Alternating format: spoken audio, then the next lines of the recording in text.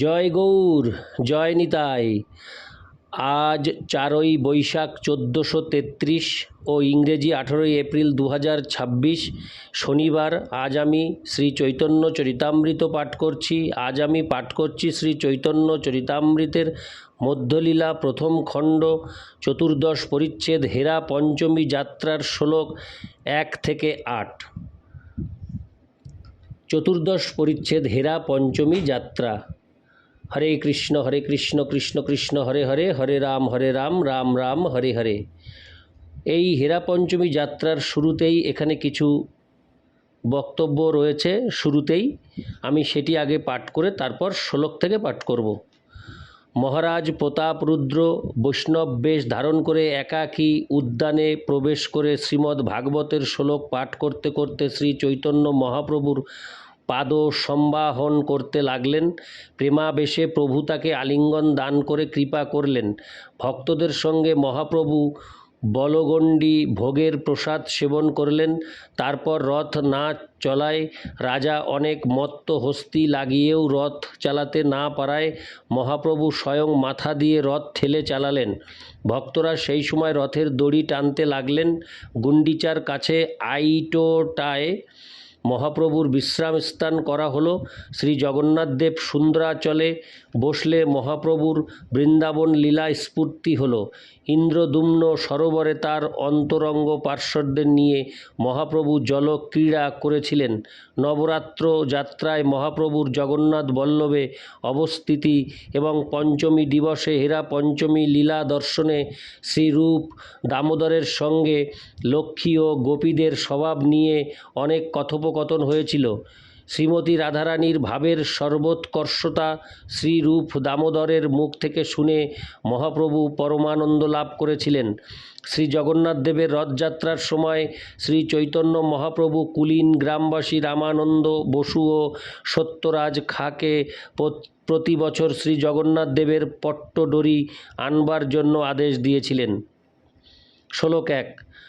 গৌর পশ্যন্নাত্মবৃন্দৈ শ্রীলক্ষ্মী বিজয়োৎসবম শ্রুত্বা গোপীর সোল্লাসং হৃষ্ট প্রেমোনা ননর্তোষ।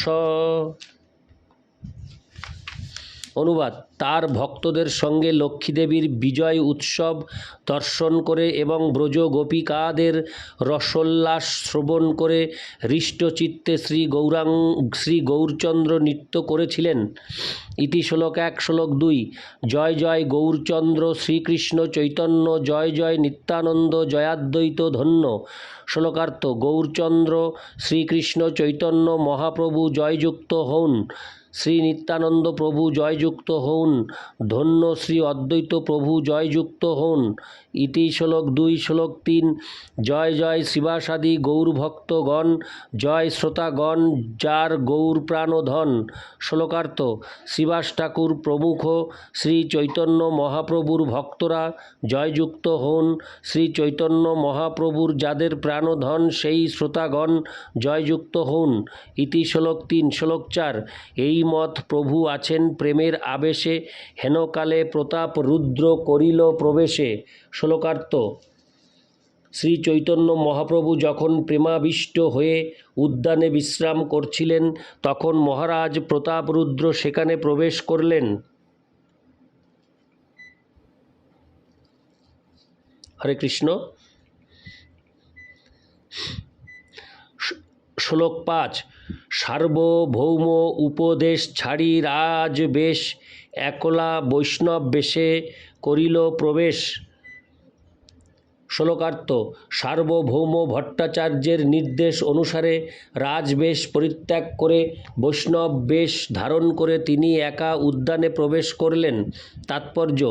আন্তর্জাতিক কৃষ্ণ ভাবনামৃত সংঘের সদস্যরা পাশ্চাত্য দেশে কখনো কখনো বৈষ্ণব বেশ ধারণ করে জনসাধারণের কাছে গ্রন্থ বিতরণ করতে অসুবিধা বোধ করেন, কেননা পাশ্চাত্য দেশের মানুষেরা বৈষ্ণব বেশের সঙ্গে পরিচিত নন। তাই ভক্তরা আমাকে জিজ্ঞাসা করেছিল তারা গ্রন্থ বিতরণের জন্য পাশ্চাত্য দেশের পোশাক পরতে পারে কি না। মহারাজ প্রতাপরুদ্রকে দেওয়া সার্বভৌম ভট্টাচার্যের উপদেশ থেকে আমরা বুঝতে পারি যে সুবিধার জন্য বেশ পরিবর্তন করা যেতে পারে। আমাদের সদস্যরা যখন জনসাধারণের সঙ্গে সাক্ষাৎ করার জন্য অথবা আমাদের গ্রন্থ বিতরণ করার জন্য তাদের পোশাক পরিবর্তন করে, তার ফলে ভগবত ভক্তির নিয়মগুলি ভঙ্গ হয় না। প্রকৃত উদ্দেশ্য হচ্ছে কৃষ্ণ ভাবনামৃত আন্দোলনে প্রচার করা, এবং সেই জন্য যদি তাদের পাশ্চাত্য দেশের মানুষদের মতো পোশাক পরতে হয় তাতে কোনো বাধা নেই। ইতি শ্লোক 5। শ্লোক 6। সব ভক্তের আত্মা নিল জোড়হাত হয়ে প্রভু পদ ধরি পরে সাহস করিয়া। শ্লোকার্থ।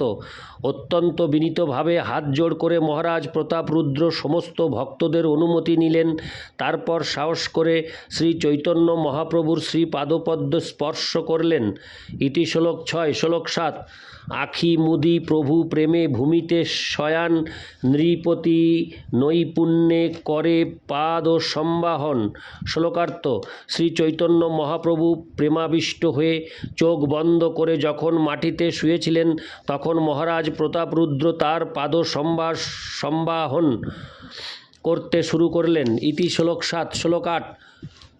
রাসলীলার শ্লোক পড়ি করেন স্তবন, জয়তি তেহ ধীকং অধ্যায় করেন পঠন। শ্লোকার্থ। মহারাজ প্রতাপরুদ্র শ্রীমদ্ ভাগবত থেকে রাসলীলার শ্লোক উচ্চারণ করতে করতে পাঠ করতে লাগলেন। তিনি জয়তি তেহ ধীকং শ্লোকটি দিয়ে শুরু হয়েছে যে অধ্যায়টি, সেই অধ্যায়টি আবৃত্তি করতে লাগলেন। তাৎপর্য: শ্রীমদ্ ভাগবতের দশম স্কন্দের 31 অধ্যায় থেকে, যা গোপী গীতা নামে পরিচিত। ইতি শ্লোক 8। হরে কৃষ্ণ কৃষ্ণ কৃষ্ণ হরে হরে, হরে রাম রাম রাম হরে হরে। জয় গৌর, জয় নিতাই।